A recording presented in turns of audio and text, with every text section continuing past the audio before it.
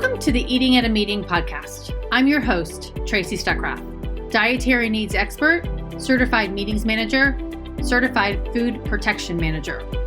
I have searched the globe to find people and businesses who are creating safe, sustainable, and inclusive food and beverage experiences for their employees, guests, and communities. In each episode, you will find authentic conversations about how food and beverage impacts inclusion, sustainability, culture, community, health, and wellness. I know that sounds like a lot, but we're going to cover it all. Are you ready to feed engagement, nourish inclusion, and bolster your bottom line? If so, let's go. For this week's episode, I'm not interviewing anyone. I actually want to bring back and talk to you or share with you the 40 plus women that I have recognized as for Women's History Month for the last 4 years. So I started this in 2020. Before COVID was official, I interviewed 10 women for my blog. And just for Women's History Month, I call it HERStory Month. And so I started that in March of 2020.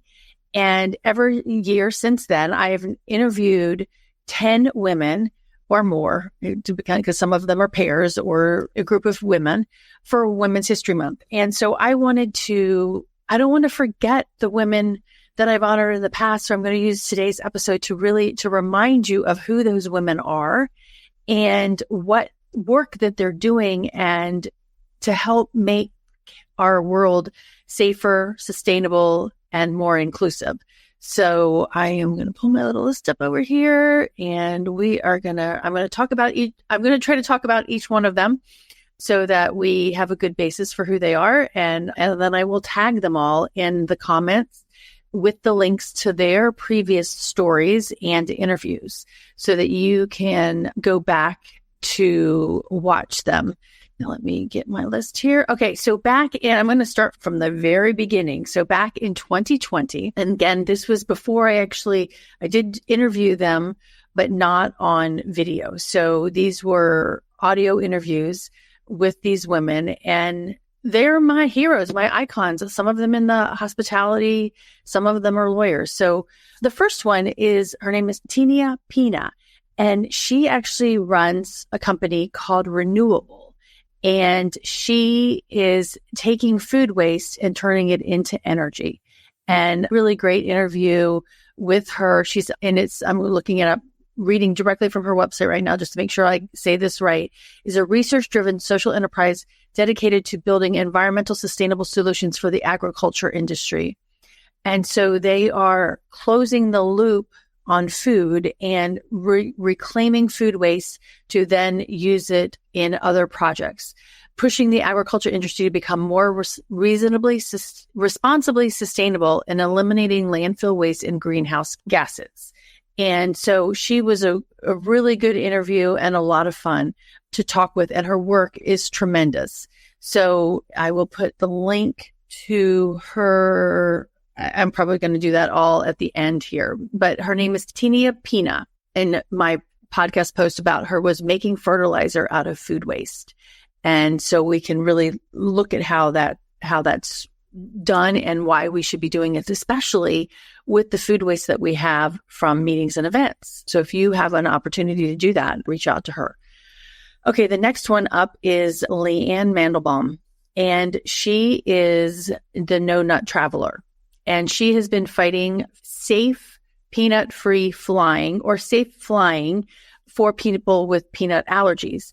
She started about the same time I did, about 2009 or 10, in advocating for this. And she has spoken on Capitol Hill. She has spoken to the FAA. She's actually made a lot of laws happen. The FAA's accessibility regulation now includes food allergies as a disability need, so that people with food allergies and peanut allergies, et cetera, can actually board the plane early to wipe down their seats, because it is now seen as a disability. And so follow Lianne at No Nut Traveler on social media, Twitter, Facebook, LinkedIn. She is a force to be reckoned with, and I'm glad to call her my friend.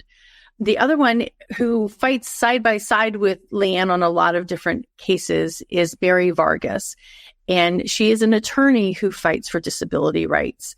And a couple of the different cases that she's done includes the Williamsburg case in Virginia, where the young boy went on a field trip and was denied the ability to eat his own food on this field trip, and really made some great legislation and movement forward in winning that case after appeal, but really fighting for the advocacy and the rights of people with food allergies and other disabilities so they have access into our events, into spaces, camps, etc. So if you follow her, it's Stein Vargas is the name of her law firm, and her name is Mary Vargas. You can find her on LinkedIn, Instagram, and Facebook. So follow her. Ruchi Gupta is another food allergy advocate that I adore. She is actually with the Feinberg School of Medicine up in Chicago, and I'm going to CFAR, which is the Center for Food Allergy. Make sure I get it. Home is the Center for Food Allergy and Asthma Research at the Feinberg School of Medicine at Northwestern University. And she and her team of food allergy or researchers and doctors are finding ways to help people with food allergies, whether it's finding advances in medicine that help them combat or minimize the risks of their food allergies. She's also been instrumental in finding a lot of data around food allergies. The research that she and her team have done at CFAR actually helped solidify sesame as the 9th top allergen regulated by the U.S. government back in 2021. So the research that she's done on food allergies to name and actually double the statistics on how many people in the U.S. have food allergies, that study came out in 2019. And because the number before that was 15 million, and it's now known that it's 32 million people have food allergies. And it's the research that she and her team did at CFAR that really helped push forward a lot more legislation and knowledge about food allergies so that more doctors are aware of what's going on and the prevalence of food allergies in our market. So you can check their website out. And she is also on Twitter and Instagram and CFAR as well. You can find them on all the social media platforms as well. But there's their website address if you want to find more information about their research. The next one is Emily Brown. She was Food Equality Initiative out of Kansas City. And she was a mom who was on utilizing WIC, and her daughters had food allergies, and the food that she could get at the pantry did not meet her girls' needs. So she started a food pantry called the Food Equality Initiative that actually catered specifically to people who had food allergies and celiac disease. And so all the products in that marketplace, they were covered. They could find items that they needed that were safe for her kids as well as these other people's kids. And so really, she has gone on now and left Food Equality Initiative in a very good position. And it is still doing the work that it was doing to start another company. And that's a whole nother thing. But she is really continues to fight for equality in people's health with the food that we're eating, and making sure that I'm finding the new name of her company, fighting for making sure that to provide everyone affordable, inclusive access to the right of foods and resources they need to improve their health.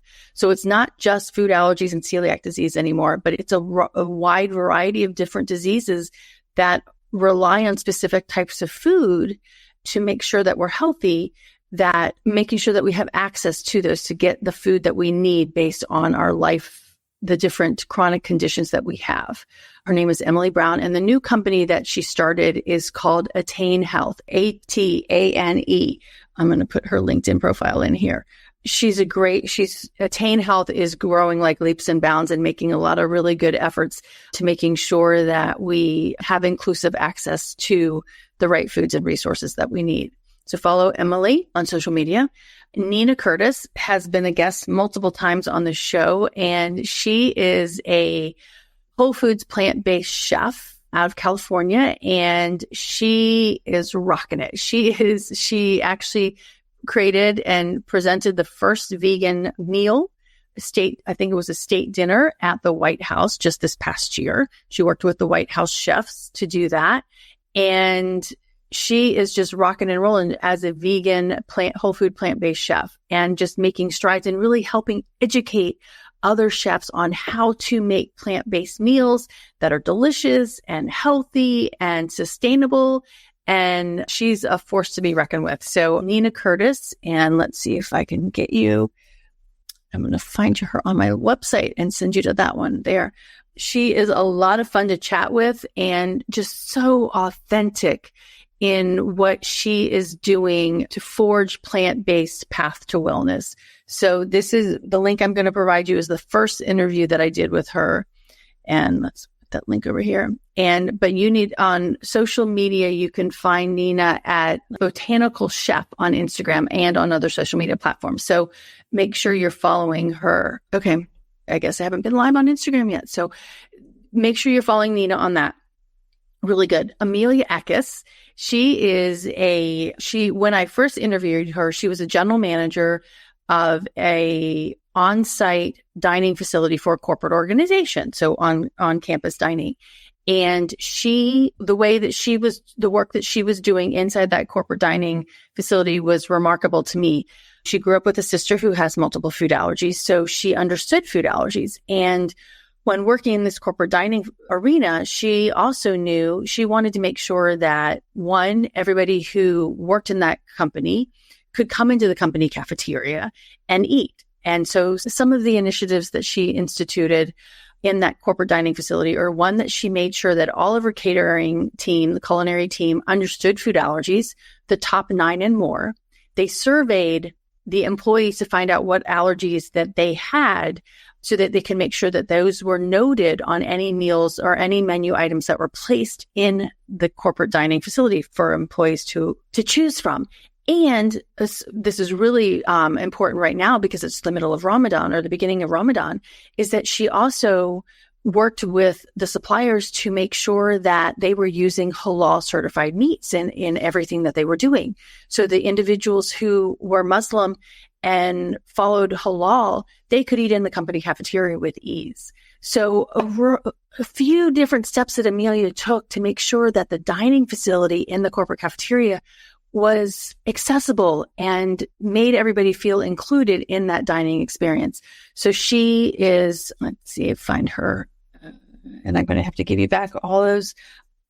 Amelia Eckes, she's the director of workplace innovation at IS, which does provide food on campus dining. They do provide camp dining for different venues, conference centers, in-house or corporate dining, etc. So check her out. And and before that, it was with Guckenheimer when she was doing that work. And she was actually deemed the lunch lady by the company. So a lot of fun. She's very knowledgeable and very attuned to how to manage and be sustainable. She loves beans. Listen to that. She really wants to make sure that people are eating more sustainably across the company cafeterias, et cetera, as well. So check her out. And again, I'm going to post the links to all of the interviews that I did with them over the years, but check her out. Amy Francais, she and her husband owned Belly of the Beast. And actually, I was introduced to her from Amelia's sister, Sally. She and her husband, the Belly of the Beast, was a restaurant in Massachusetts that used the whole animal to make any of the products. They butchered the animals in-house. They sourced them locally. They made everything in their kitchen was allergen friendly and noted allergens on a variety of different things. They trained their staff to know what they were cooking in and out and could provide a safe experience for everybody that was eating there. And they have since closed the restaurant, but they're still continuing to do work in creating and sourcing sustainable food. So Amy Francis. Stephanie Norton, she was founder of W. Dixon Farm, and this farm was growing, Norton heirloom vegetables because she found out based on her own medical experiences that she could only eat heirloom varieties of corn and other vegetables.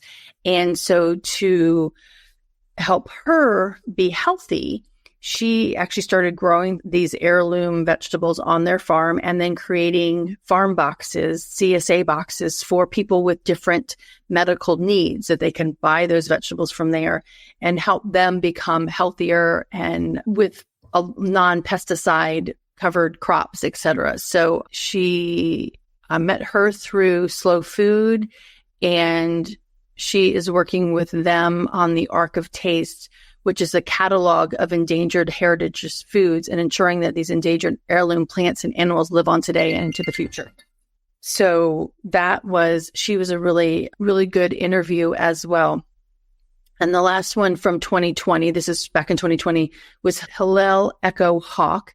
And she is an indigenous chef that was getting back to her roots and educating people on pre-colonial food and beverage and how you could incorporate pre-colonial crops and different foods into the cuisine that you're serving. She has a catering company and indigenous-based food private chef and a catering company. And it's really interesting. And if you've listened to my interviews about the indigenous marketplace and Sean Sherman, it's really eye-opening. So pre-colonial food does not include gluten. It does not include pork. It does not include beef. It does not include sugar. And so it's very unique and different, but it's so tasty and so good, and really using farm fresh ingredients to make the dishes that they're serving in their restaurants and in the catering marketplace. Okay. So that was 2020. And those are the 10 original women that I interviewed for Women's History Month. And then when I went to 2021 is when I started live interviews like this and interviewed another 10 women that really stole my heart as well. So Carolyn McCann, I met her through Slow Food, and when I met her, she was a butcher in South Africa. And she has since sold the butcher shop, and is now providing through Slow Food and through consulting practice. She is giving, the title of my podcast episode with her is Giving Others the Basic Skills to Grow. And so she is passionate about sustainable, ethically produced food and assisting communities around South Africa to develop local economies using the principles of slow food, which is good, clean, and fair, while promoting diversity. So I'm going to give you her link. She is a doll. I actually went to visit her in South Africa and got to visit her butchery before she sold it, and watched her run a competition of how to butcher animals and use them in your products and et cetera. But she's doing a lot of consulting work now on how to help farmers go back to regenerative agriculture and not utilizing any pesticides and other things to raise their animals. So a really good consultant in Africa and globally on how to do that work. So follow her as well. The next person I interviewed was Trisha Thompson. And if you have celiac disease, you probably know her. She is the gluten-free watchdog.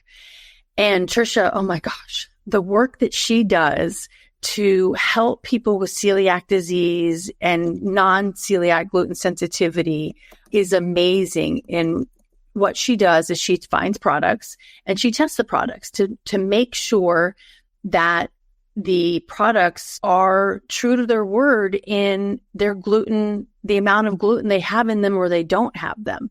And so she's the watchdog for gluten-free standards. So if you do have celiac disease or non-celiac gluten sensitivity or know someone who does, I would 100% follow her on Twitter. And I don't think she's on any other social media. Let's see.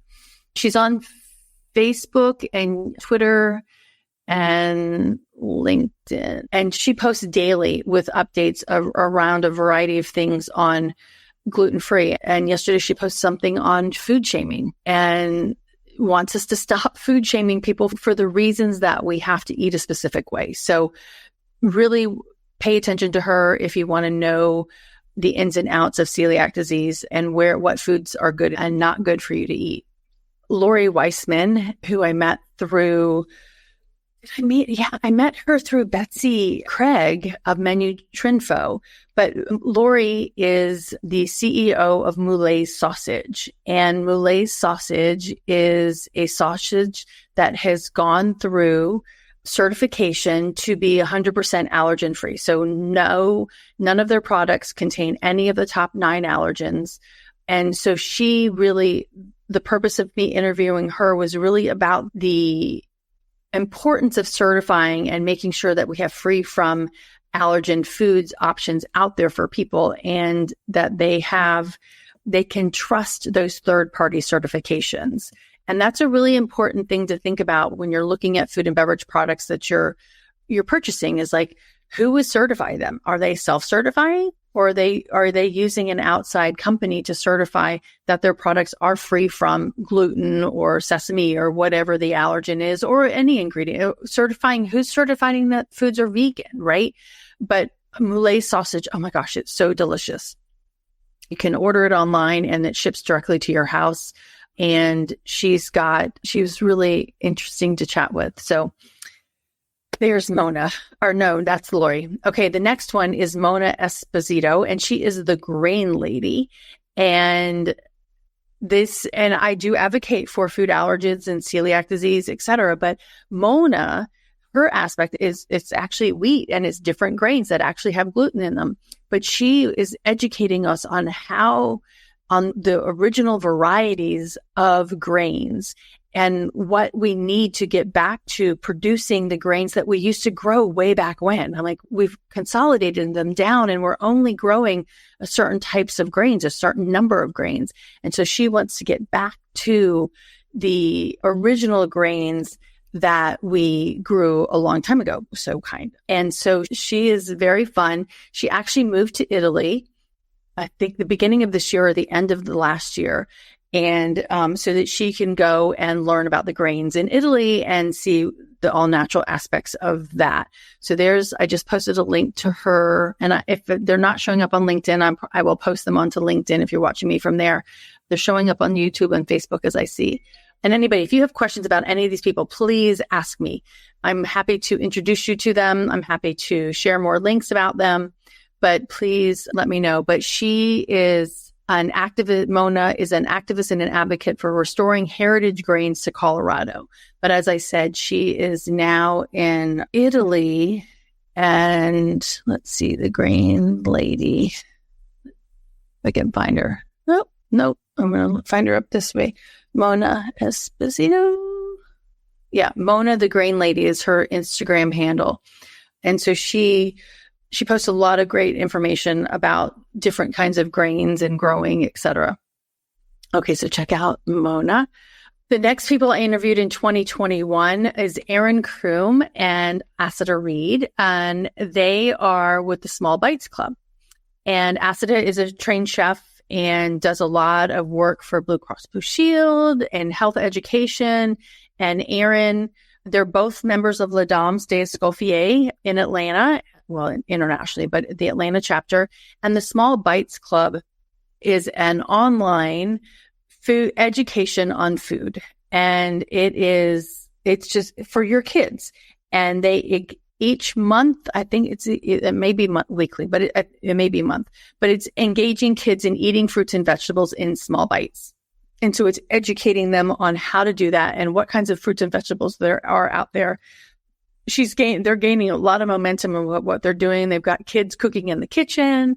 It's a lot of fun. And they want to make sure that kids understand what is a cucumber, what is a tomato, what is a red pepper, et cetera. And so through the Small Bites Club, they're teaching them how to cook. They're teaching them about the food and beverage, or the food that they can grow, teaching them to grow it in their own gardens if they can. So Erin and Asada do that in Georgia, but there's the kits, the box of food and the education can be shipped to you anywhere in the country. And they're also working with farmers in different areas to make sure that food is coming from your region, et cetera, too. So check them out.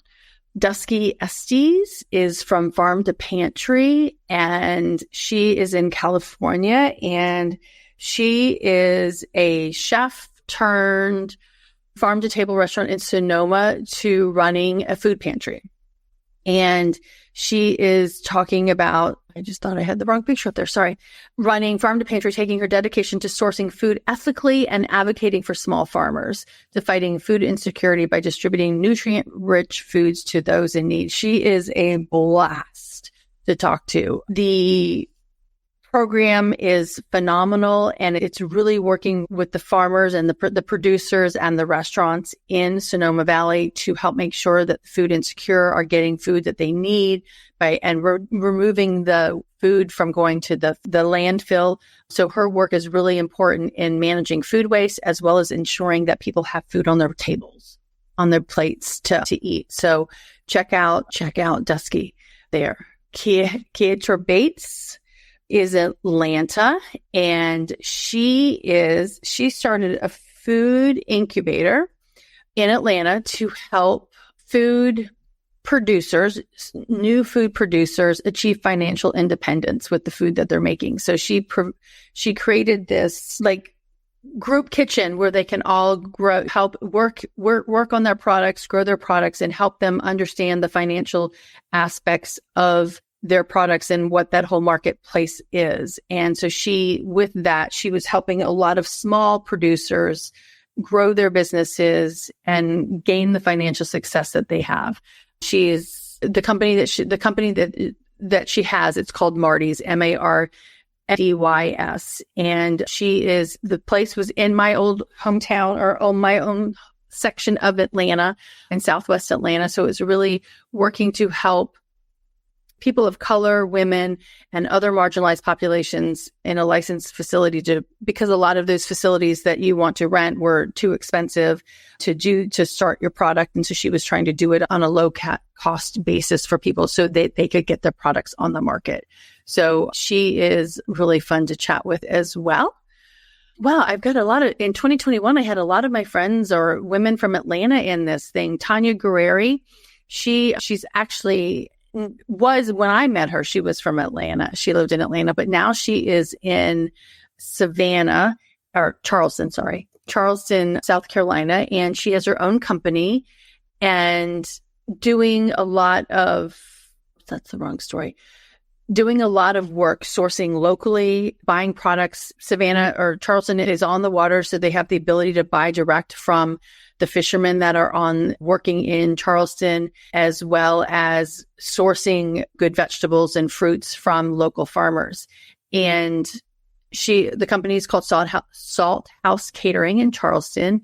And she wants to make sure that she's not compromising the quality of the food that she's serving. So that's why she's sourcing from people that she has relationships with and making sure that what she's serving meets her quality standards, as well as the standards that her clientele want as well. She is a force to be reckoned with in catering. And oh my gosh, I've known her, 1996. So a very long time, almost 30 years. So really smart woman, great catering, great food. So check them out in Charleston. Tanya Guerreri is her name.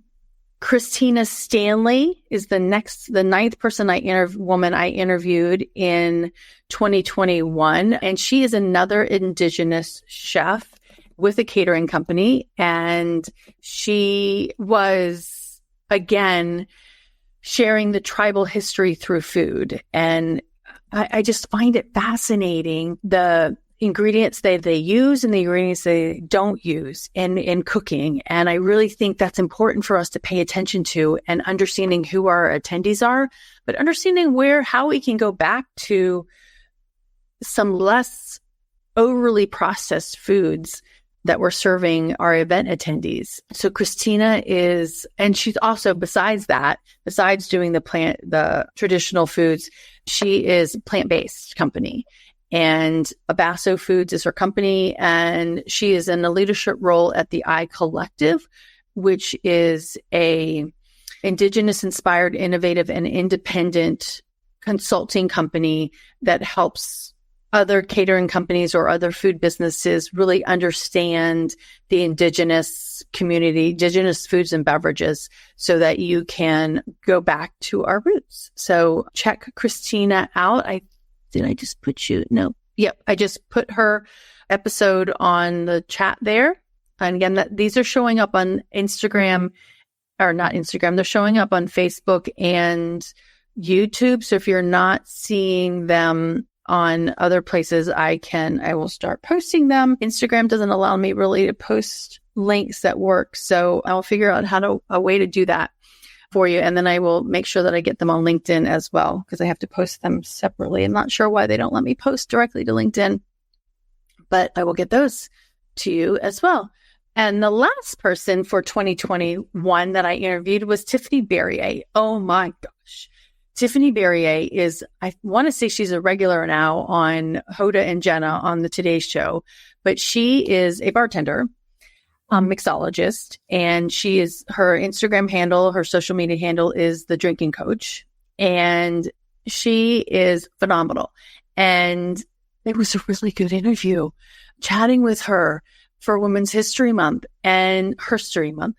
And what she does is, when she's making drinks, she's doing a lot of research on Black history as well. And the stories that she's finding on these people of color from way back when, like she found the very first Black female saloon owner. And she tells stories of Black history with every cocktail she makes. And she's rocking and rolling. She is a hoot to chat with, very sweet. She's another person out of Atlanta. There's some great women in Atlanta.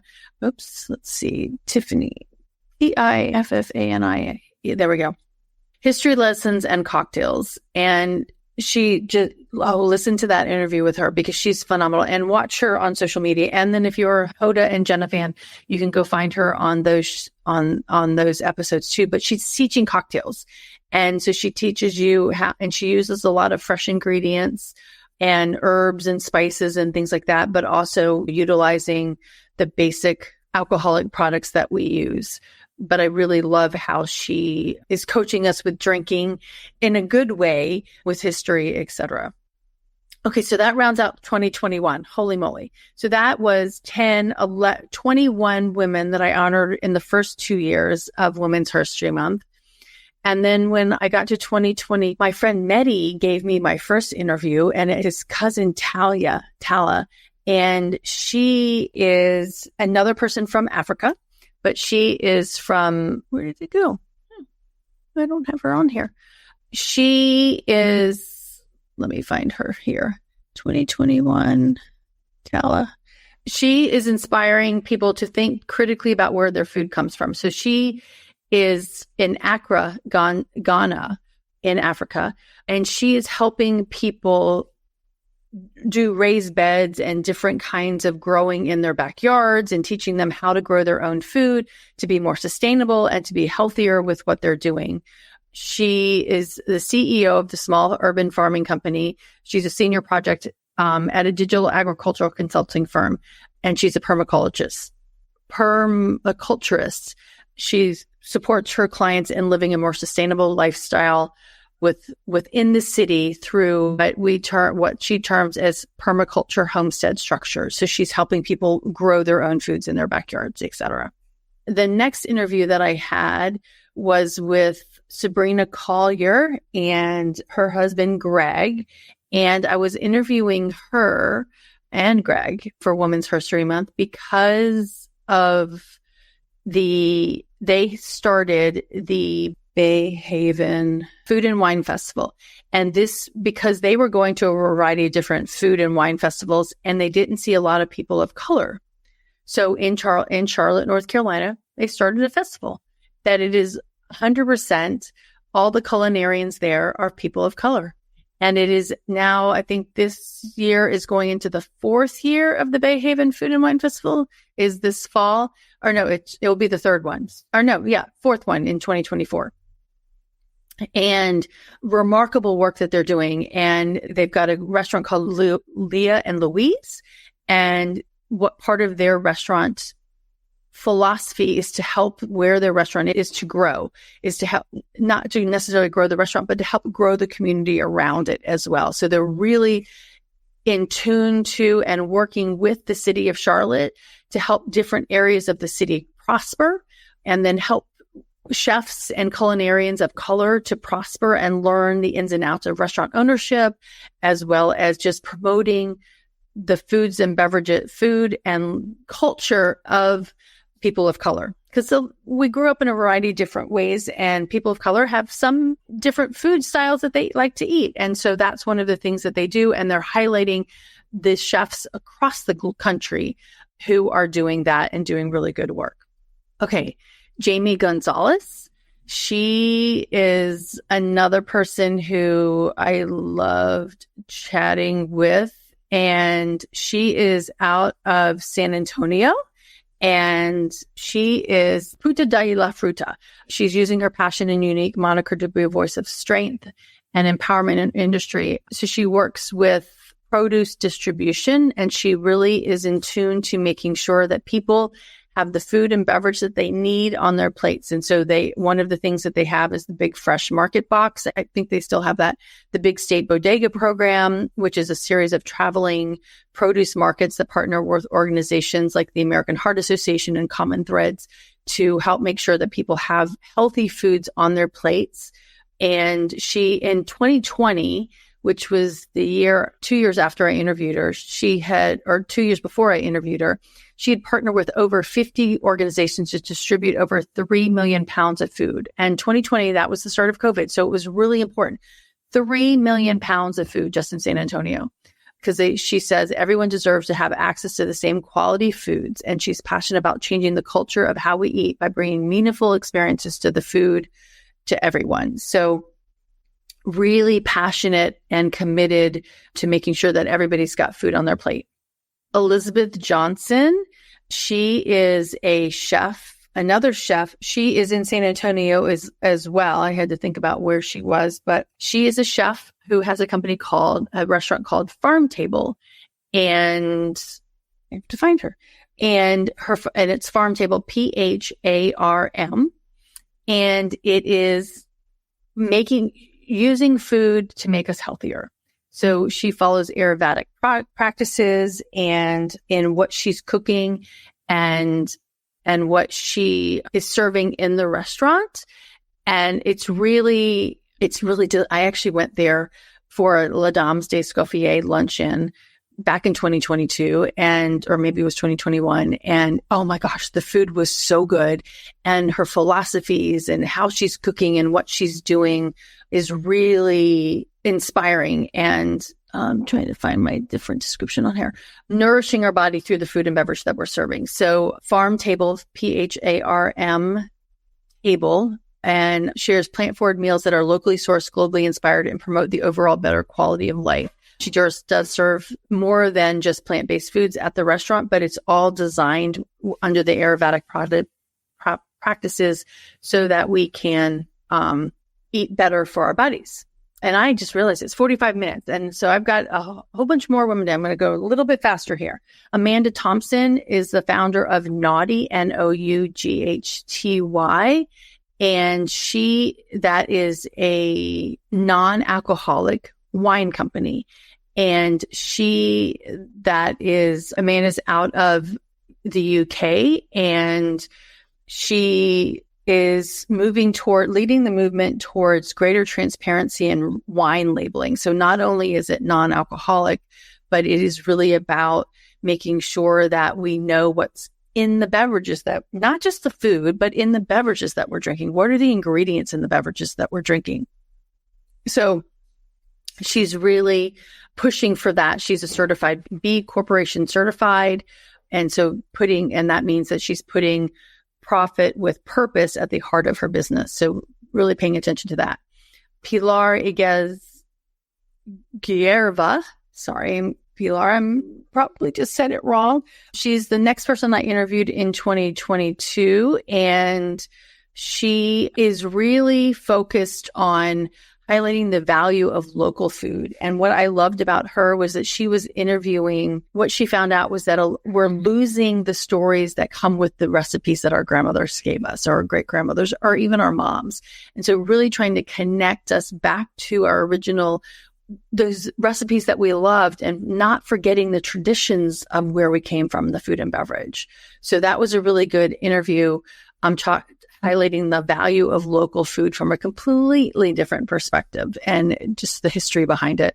The Kitchenistas was number 7, and this was a group of women in San Diego that I was actually introduced to from a doctor there, and a group of women. They're in National City, California, and it has the highest rate, one of the highest rates of obesity and diabetes in San Diego County and the state of California. And so these are women that are seeking healthier diets in National City, and created a 7-week nutrition program called Cooking for Salud, with the goal of empowering families to take control of their health through the foods that they eat and prepare at home. And all of these women that I interviewed went through the program and now work with the Kitchenistas and help train and take the class, give the classes, and get out into the community to share how food can help reduce diabetes and reduce obesity rates if you learn how to cook. Then the next interview in 2022 was 3 women from the New Jersey Food Tour Trail Collaboration.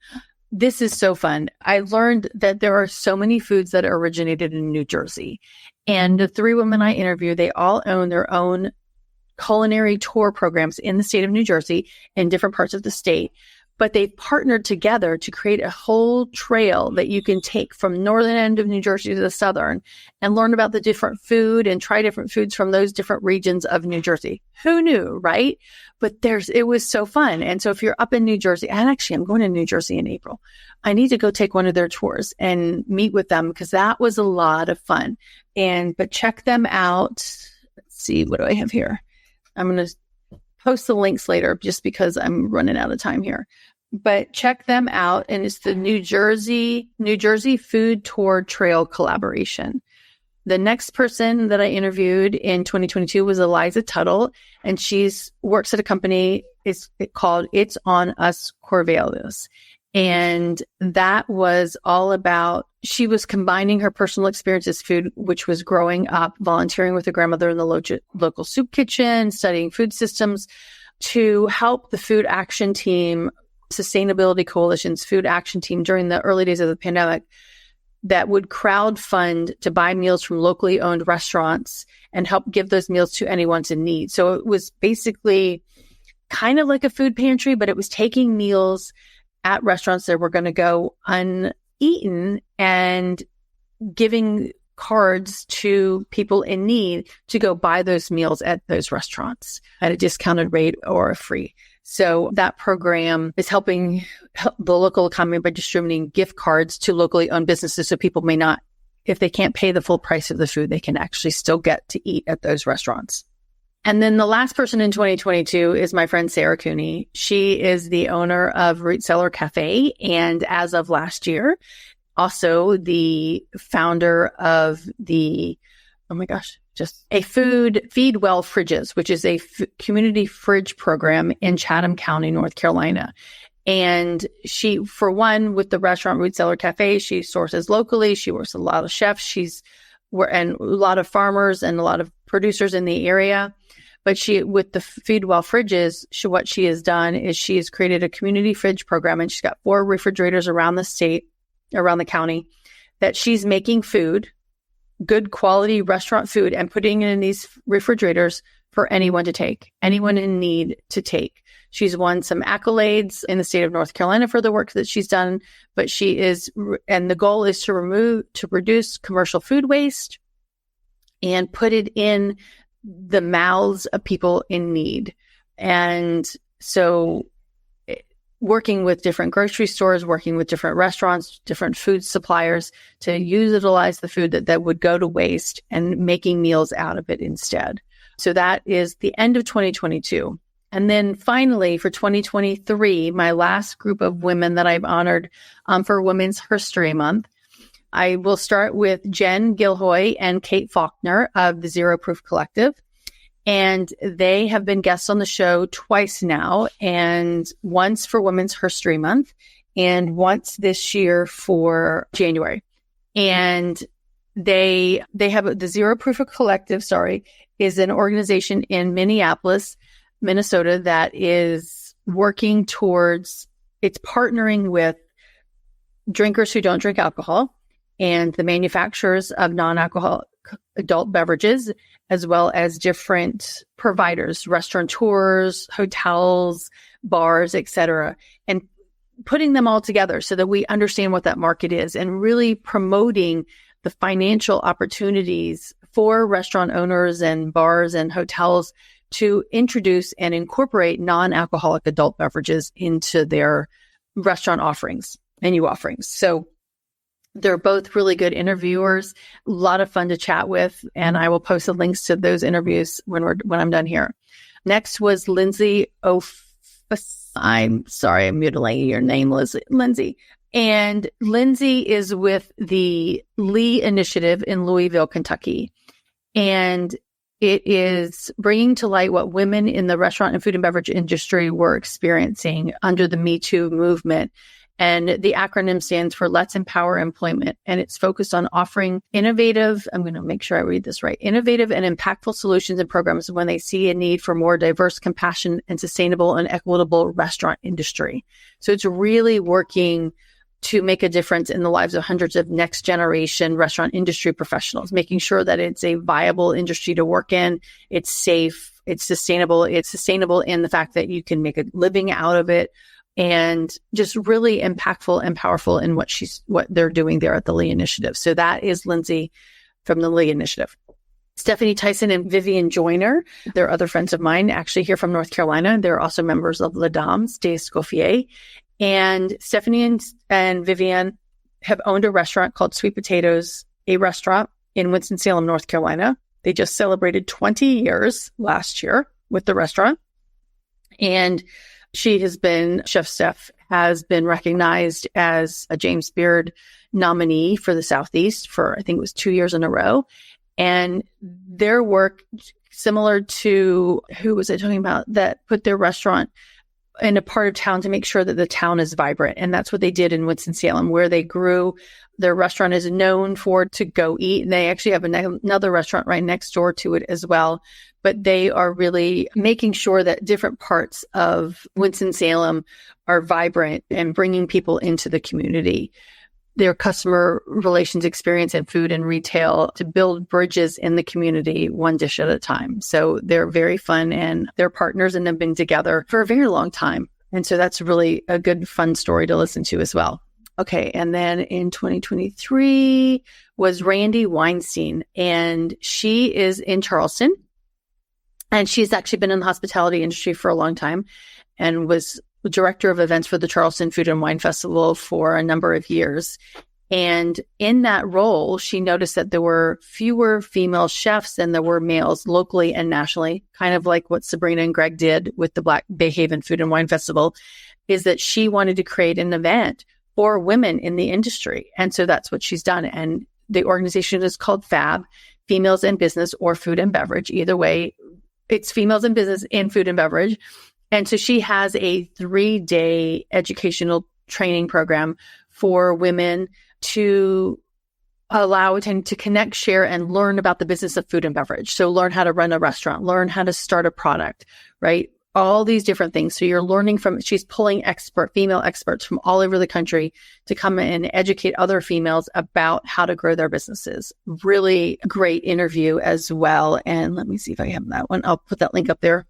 The next one is Ray Stevenson, and she is out of Washington, D.C., and that episode was called Reclaiming Black Food as Medicine to Ensure Health is the New Wealth.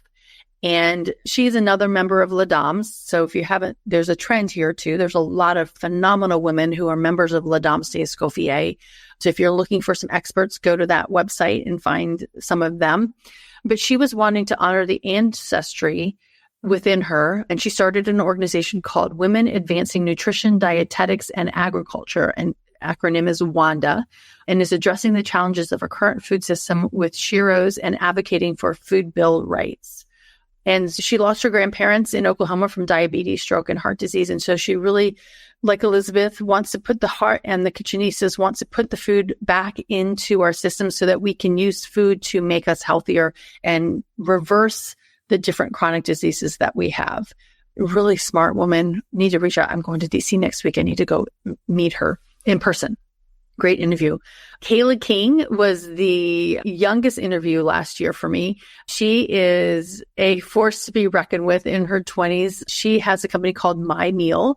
She has celiac disease, and she does a lot of education on how to eat out with celiac and what the questions that she asks people, restaurants, and to make sure that the food is safe for her to eat. She shares her experiences when she's been glutened, but she also, My Meal is also a collaboration or a collection of restaurants that she has done some training with and say, hey, they've gone through and they understand what celiac disease is. They understand how to make sure that what they're providing is safe for people with food allergies and others and celiac disease, et cetera. So check out her app it's an app on the phone, Apple and Google phones and Androids, and My Meal. And you can search for, I think it's still just in Colorado, but follow her on social media. Very vibrant, very rich content about eating out with celiac disease.